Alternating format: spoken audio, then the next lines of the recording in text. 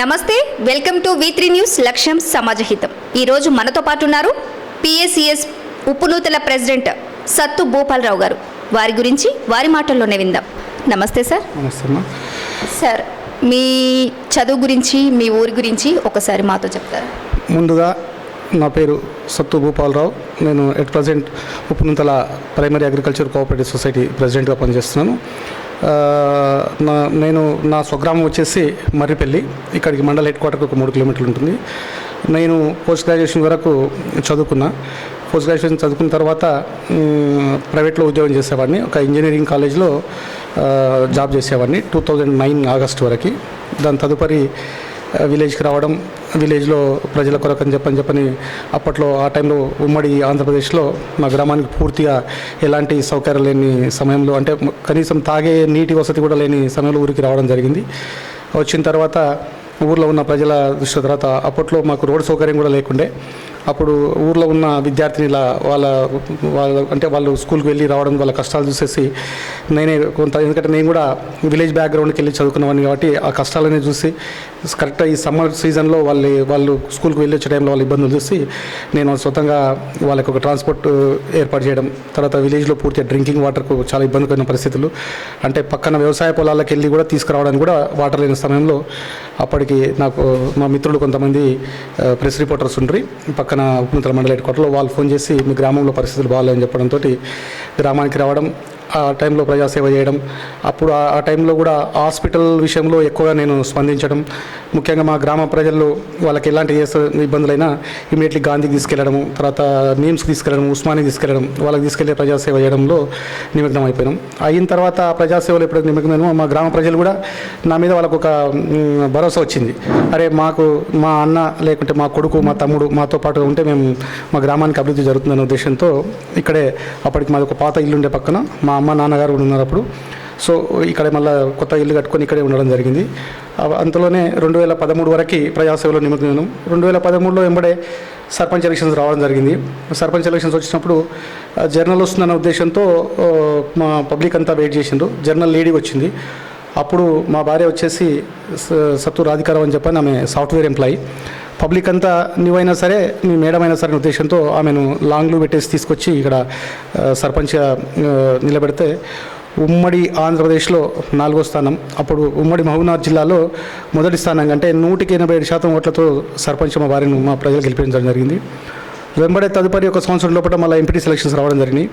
MPT selections రాగానే general రావడం జరిగింది. జనరల్ రావతే కారు గుర్తుపైన, తెలంగాణ రాష్ట్ర సమితి ఇచ్చిన గుర్తుపైన మా యువ నాయకులు, మా కుటుంబ మిత్రులు, మా స్థానిక ఎమ్మెల్యే ప్రభుత్వ గోల బాలరాజు గారు, వారు నువ్వైతే ప్రజాసేవకు అంకితమైన ఉన్న ఉద్దేశంతో, ఉద్యోగం వదిలిపెట్టుకుని వచ్చిన ప్రజాసేవకు అంకితమైన ఉద్దేశంతో సర్పంచ్గా మీ భార్య ఉన్నారు, ఎంపీటీస్గా నువ్వు ఉండి గ్రామానికి కానీ మండలానికి కానీ నువ్వు అవసరం వస్తావన్న ఉద్దేశంతో వారు నాకు టికెట్ ఇవ్వడం, మళ్ళీ పక్కన ఉన్న గ్రామం ఉప్పరిపల్లి గ్రామం ఆ ప్రజలు ఆశీర్వదించడం, మా గ్రామ ప్రజలు ఆశీర్వదించడం, మళ్ళీ ఎంపీటీసీగా కూడా గెలవడం జరిగింది. ఎంపీటీసీగా గెలిచిన వెంబడే మళ్ళీ ఎంపీటీసీ ఫోరం ప్రెసిడెంట్గా కూడా మండలంలో పనిచేయడం జరిగింది. ఆ తదుపరి టర్మ్ అయిపోయిన తర్వాత రిజర్వేషన్ రావడం, రిజర్వేషన్ వచ్చినప్పుడు కూడా ఇక్కడ మా గ్రామంలోనే ఎస్సీ లేడీ రిజర్వేషన్ వచ్చింది. మా సోదరిని ఒక అమ్మాయిని పెట్టి సర్పంచ్ గెలిపించుకోవడం జరిగింది. తదుపరి గ్యాప్ వచ్చిన తర్వాత వెంబడే మళ్ళీ జడ్పీటీ సెలక్షన్స్ వచ్చినాయి. జడ్పీటీ సెలక్షన్స్ వచ్చినప్పుడు నేను టికెట్ ఆశించడం జరిగింది. మా కుటుంబ మిత్రుడు, మా మేలు కోరే మా గోల బాలరాజు గారు, నీకు నేనున్నా, నువ్వు జడ్పీటీసీని వెంబడే ఉండాలా, జడ్పీటీసీ టికెట్ వేరే వాళ్ళకి ఇస్తున్నావు అని చెప్పని మా మిత్రులకు వేరే వాళ్ళకి ఇవ్వడం జరిగింది, ప్రతాప్ రెడ్డి గారు అని చెప్పని. వారు వెంబడే ఉండి జడ్పీటీసీ కూడా గెలిపించుకోవడానికి ప్రయత్నం చేయడం జరిగింది. తదుపరి వెంబడే సొసైటీ ఎలక్షన్స్ రావడం, ఈ PSS ఎలక్షన్స్ రావడం. బాలరాజు గారు, నువ్వు పూర్తిగా వ్యవసాయంలో నిమగ్నమై ఉన్నాం, నువ్వు కూడా ఒక రైతువే కాబట్టి ఈ రైతులకు సంబంధించిన పాత్రను పెద్దగా పోషించాల్సిన అవసరం ఉంటుంది ఈ వ్యవసాయ సంఘంలో అని చెప్పని వారు నన్ను ఆశీర్వదించడం, నాకు టికెట్ ఇవ్వడం, నేను PSS చైర్మన్గా గెలిచి ప్రమాణ స్వీకారం చేసి ఇప్పుడు ఒక 2 సంవత్సరాలు నడుస్తుంది.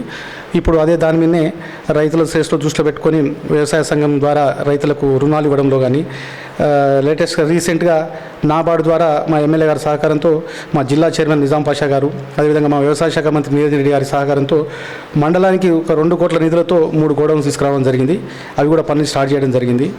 నేను కేవలం ఎప్పుడు వ్యవసాయం గురించి చేసేవాడిని కాబట్టి రైతుల గురించి ఏ విధంగా అయితే చేయాల్సిందని చెప్పని నేను చైర్మన్ అయిన తర్వాత వ్యవసాయానికి సంబంధించిన పెస్టిసైడ్స్ అంతకుముందు ఫర్టిలైజర్ ఉండే పెస్టిసైడ్స్ నేను వచ్చిన తర్వాత పూర్తిగా నాసిరకమైన పెస్టిసైడ్స్ రైతులు ఉపయోగిస్తున్నారని చెప్పని నేను మా సహకార సంఘం ద్వారా లైసెన్స్ తీసుకొని కేవలం కంపెనీ అంటే మంచి ఏదైతే మనం సర్టిఫైడ్ కంపెనీస్ ఉంటావో మంచి కంపెనీస్ ఉంటావో ఆ పెస్టిసైడ్స్ను సహకార సంఘం ద్వారా రైతులకు తక్కువ రేట్ తోటి అంటే ఒక లీటర్ బాటిల్ మీద ఒక 10 నుంచి 15 రూపాయల మార్జిన్ అంటే జస్ట్ ఓన్లీ సర్వీస్ ఛార్జెస్ తీసుకొని చేయడం జరుగుతుంది. ఓకే సార్, మీరు ఇంత బాగా సేవలు అందించుకుంటూ మీ గ్రామానికి కానీ ఇక్కడ మండల PACS చైర్మన్గా ఎంత మంచిగా బాధ్యతలు కొనసాగించుకుంటూ ఉన్నారు. ఒక ఎంప్లాయీగా, ఒక ఉద్యమకారుడిగా, ఇప్పుడు ప్రెసిడెంట్ అయితే PACS చైర్మన్గా కొనసాగిస్తున్నారు. ఉద్యమకారునిగా మీరు చేసిన ఉద్యమాలు కానీ వాటి గురించి కానీ చెప్తారా? నేను యాక్చువల్గా 2009లో ఉద్యోగం వదిలిపెట్టిన తర్వాత కొద్ది రోజులు ఉమ్మడి ఆంధ్రప్రదేశ్ మాజీ ముఖ్యమంత్రి రాజశేఖర రెడ్డి గారి కుమారుడు జగన్మోహన్ రెడ్డి వెంబడి అతని ఫాలోవర్గా తిరుగుతుండేవాడిని. అప్పుడు మాకున్న సాన్నిధ్యంతో ఇప్పుడు చెప్పాను మా కుటుంబ మిత్రులు మాకు అంటే ఒక రకంగా రాజకీయంగా గోల బాలరాజు గారు వారిని ఎప్పుడైతే ఇన్వైట్ చేసి ఓ సమైక్య రాష్ట్రంలో తిరిగి తెలంగాణ రాష్ట్రం కొరకు పోరాడాల్సింది నీలాంటి వాళ్ళు సమైక్య రాష్ట్ర పార్టీలో తిరిగితే ఎట్లా అని చెప్పని వాళ్ళు పిలవడం, ఎంబడే టీఆర్ఎస్ పార్టీలో వచ్చి జాయిన్ కావడం. టీఆర్ఎస్ పార్టీలో జాయిన్ అయిన తర్వాత ఒక 2-3 కేసులలో కూడా ఉన్నాం. అప్పుడు రచ్చబండ కార్యక్రమాల్లో ఉప్పురుంతలో కానీ అచ్చంపేటలో కానీ కేసులు కూడా మా మీద ఉన్నాయి. అవి తెలంగాణ రాష్ట్రం ఏర్పడిన తర్వాత గౌరవ మా ముఖ్యమంత్రి గారు కూడా ఆ కేసుల విషయంలో వాళ్ళు కూడా ఆలోచన చేసి మమ్మల్ని బయటికి తీసుకురావడం జరిగింది. రచ్చబండ కార్యక్రమంలో అప్పటి మంత్రి DK అరుణ గారు ఇప్పుడు ఏ విధంగా అయితే మా పార్టీ కార్యకర్తల మీద కానీ తెలంగాణ రాష్ట్రం కానీ ఏ విధంగా అయితే దాడి చేస్తున్నారో అప్పుడు ఉమ్మడి ఆంధ్రప్రదేశ్లో కూడా ఆమె కాంగ్రెస్ పార్టీలో ఉండి కాంగ్రెస్ పార్టీలోకి వెళ్ళి మంత్రిగా వ్యవహరిస్తూ ఆ రోజు కూడా మా మీద కేసులు పెట్టడం జరిగింది. అయినా ఎలాంటి కేసులకు భయపడకుండా మేము మా బాలరాజు గారి వారి వెన్నంటే ఉంటూ వారితో పాటుగా నడిచి తెలంగాణ రాష్ట్రం సాధించుకోవడం జరిగింది. తెలంగాణ రాష్ట్రం వచ్చే దగ్గర కూడా మేము ఒక నెల రోజులు ఢిల్లీలో కూడా నేను కానీ తర్వాత ఇప్పుడు మా ఎమ్మెల్యే గోల బాలరాజు గారు కానీ దేవరగద్ర ఎమ్మెల్యే గారు నాగర్కర్నూల్ ఎమ్మెల్యే గారు మాజీ మంత్రివర్యులు జితేందర్ రెడ్డి గారు ఈ విధంగా కలవకుర్తి అప్పటి ఇన్ఛార్జ్ బాలాజీ సింగ్ గారు వారు కూడా మాకు మంచి మిత్రులు. మేమంతా కలిసి ఒక 30 రోజులు వీరితో పాటుగా నేను ఉండేవాడిని. మాజీ మంత్రివర్యులు జూపల్లి కృష్ణారావు గారు కూడా వారి ఆశీర్వాదం కూడా నాకు బాగుండే తెలంగాణ రాష్ట్రంలో. అయితే ఈ విధంగా నేను ఆ రోజు ఢిల్లీలో కూడా 30 రోజులు ఉండడం జరిగింది. తెలంగాణ రాష్ట్రం ఏర్పడ్డ తర్వాత తెలంగాణ బిల్లు పార్లమెంట్లో బిల్ పాస్ కాగానే కేసీఆర్ గారు ఆశీర్వాదం తీసుకొని మీరంతా తెలంగాణ రాష్ట్రంలో మీరు ఇంకా ప్రజల కొరకు సేవ చేయండి చెప్పని వారు ఆశీర్వదించి పంపడం జరిగింది. వారి ఆశీర్వాదం మేరకు ఇప్పటికి మేము ఇదే విధంగా కొనసాగుతున్నాం. మీరు ఇప్పుడు PACS చైర్మన్గా ఇప్పుడు వరి కొనుగోలు కేంద్రాలు కానీ ఇంకా ఇలాంటి వాటిల్లో రైతులు చాలా చోట్లలో మేము చూసాం, చాలా ప్రాంతాలలో విన్నాము, నిరసనలు కానీ ధర్నాలు కానీ చేపట్టారు. మీ దగ్గర ఎలా ఉంది? ముఖ్యంగా మీరు చాలా మంచి ప్రశ్న అడగడం జరిగింది. తెలంగాణ రాష్ట్రంలో ఎక్కడెక్కడ రైతులు ఎక్కడెక్కడ ధర్నాలు చేశారో అదైతే ప్రస్తుతం నాకు. కానీ మా ఉప్పునుంతల మండలంలో ఎమ్మెల్యే గారి సహకారంతో ఏ రోజు కూడా ఒక రైతు ఇబ్బంది పడకుండా ఎమ్మెల్యే గారితో నాకున్న సన్నిహితానికి యంత్రాంగం కూడా జిల్లా యంత్రాంగం కానీ మండల యంత్రాంగం కానీ నియోజకవర్గ స్థాయి యంత్రాంగం కానీ ఎక్కడ వారు కూడా మాకు ఎప్పుడు ఏ అవసరాన్ని కూడా మేము ఒక కాల్ చేయగానే వాళ్ళు ఎంబడే రావడం, మాకు రైతాంగానికి ఎలాంటి ఇబ్బందులు చేయకుండా ఏ ఒక్కరోజు కూడా రైతు ధర్నా చేసిన దాఖలాలు అయితే నేను సొసైటీ చైర్మన్ అయినప్పటి నుంచి లేవు. ముఖ్యంగా ఏంటంటే వరి కొనుగోలు కేంద్రాలు అనేది మండలంలో 15 కేంద్రాలను ఏర్పాటు చేసి ప్రతి దగ్గర కూడా తాత్కాలికంగా ఉద్యోగస్తులను ఏర్పాటు చేసుకొని మేము రైతులకు పూర్తిగా అంటే ఎవరికి ఎలాంటి ఇబ్బంది కాకుండా వడ్ల కొనుగోలు కేంద్రం సక్సెస్ఫుల్గా చేయడం జరిగింది. వెంబడే కొనుగోలు రైతు కూడా 3 నుంచి 4 రోజుల లోపలనే రైతుల అకౌంట్లో కూడా డబ్బులు పడడం జరిగింది. ముఖ్యంగా ఏంటంటే దాదాపుగా నాగర్కర్నూల్ జిల్లాలో నేను స్వయంగా రైతును కాబట్టి నేనే ఒక స్వతహాగా నేను ఒక 40 నుంచి 50 ఎకరాలు నేను వ్యవసాయం చేస్తున్నాను కాబట్టి రైతుల బాధలు నాకు తెలుసు కాబట్టి రైతు అనేవానికి కష్టాలు ఏ విధంగా ఉంటాయో నాకు తెలుసు కాబట్టి నేను డైరెక్ట్గా అందులో ఇన్వాల్వ్ అయిన ఉద్దేశంతో రైతులకు ఇబ్బంది కావద్దని చెప్పని మేము ఎక్కడ కూడా ఎలాంటి జరగకుండా ఏ రోజు కూడా వ్యవసాయానికి సంబంధించిన వ్యవసాయ మా సహకార సంఘం ద్వారా రైతులకు ఇబ్బంది కాకుండా ధర్నాలు చేసే పరిస్థితికి రానివ్వకుండా కూడా మా రైతాంగం కూడా నాకు అదేవిధంగా సపోర్ట్ చేస్తున్నది. ముఖ్యంగా మా మండలంలో ఉన్న రాజకీయ నాయకులు కూడా వివిధ పార్టీలకు సంబంధించిన రాజకీయ నాయకులు కూడా నా సేవలు వాళ్ళు గుర్తించి వారు కూడా ఎక్కడ కూడా నా మీద ఏ రకమైన దుష్ప్రచారాలు పోకుండా నా మీద ఇబ్బందులు పెట్టాలనే ఉద్దేశంతో లేకుండా వాళ్ళు కూడా సహకారం అందిస్తారు కాబట్టి ఇప్పటి వరకు అట్లాంటివి ఏం జరగలేదు. ముందు ముందు కూడా మా ఎమ్మెల్యే గారి సహకారంతో, మా ఎంపీ గారి సహకారంతో, మంత్రుల సహకారంతో రైతాంగానికి ఇంకా ఎలాంటి ఇబ్బందులు రాకుండా కూడా సేవ చేయడానికి నిమగ్నమై ఉన్నాం. మీరు రైతుల కష్టాలు చూసొచ్చిన వాళ్ళు కాబట్టి రైతులని అర్థం చేసుకొని ఎలాంటి ఆరోపణలు కూడా లేకుండా రైతులకు అన్ని విధాలా అన్ని సేవలు అందిస్తున్నారు కాబట్టి ఇది మంచి విషయం. సరే, ఇంకొకటి, ఇక్కడ రైతు బంధు కానీ ప్రభుత్వ సంక్షేమ పథకాలు కానీ మీ మండలానికి ఎలా అందుతున్నాయి? ఈ పబ్లిక్ అంతా వాటి వల్ల సంతోషంగానే ఉన్నారనుకుంటున్నారా? రైతు బంధు అనేది ఎవరు ఊహించని విధంగా మా గ్రామంలో కానీ మా మండలంలో కానీ యావత్ తెలంగాణ రాష్ట్రంలో ఎవరు కూడా ఎక్స్పెక్ట్ చేయలే, ఎవరు కూడా ఊహించలే. రైతు బంధు అనేది కేసీఆర్ గారికి ఇంత పెద్ద ఆలోచన వచ్చి ఎకరాకి 4,000 చొప్పున ఇస్తామని చెప్పని, ఆ తదుపరి ఎకరాకి 5,000 చొప్పున ఇస్తామని చెప్పని, సంవత్సరానికి 10,000 ఇవ్వడం అనేది ఇది అసలు ఎవరు కూడా ఊహించని రీతిలో కేసీఆర్ గారు తీసుకున్న నిర్ణయానికి ప్రతి రైతు సంతోషంగా ఉన్నాడు. ఎవరు కూడా రైతు బంధు స్టార్ట్ అయినప్పటి నుంచి 10 నుంచి 15 రోజుల పాటు ప్రతి రైతుకు ఎకరా నుండి 100 ఎకరాలు ఉన్న ప్రతి రైతు కూడా రైతు బంధు అనేది పడుతుంది. మిగతా సంక్షేమ పథకాలను దృష్టిలో పెట్టుకుంటే ఎవరు కూడా ఊహించని రీతిగా 200 నుండి ఒకేసారి 1,000 రూపాయలు, 2,000, 3,000 రూపాయలు పెన్షన్ అనేది యావత్ భారతదేశంలో ఏ రాష్ట్రంలో లేని నిర్ణయాన్ని మా కేసీఆర్ గారు తీసుకోవడం, వారందరూ కూడా మా ఎమ్మెల్యే గారి సహకారంతో కేసీఆర్ గారు ఇలాంటివి తీసుకున్నారు. ఎక్కడ కూడా ప్రభుత్వం నుంచి వచ్చే సంక్షేమ పథకాలకు రైతులు చాలా సంతోషంగా ఉన్నారు. బడుగు బలహీన వర్గాలు, పేదవారు చాలా సంతోషంగా ఉన్నారు.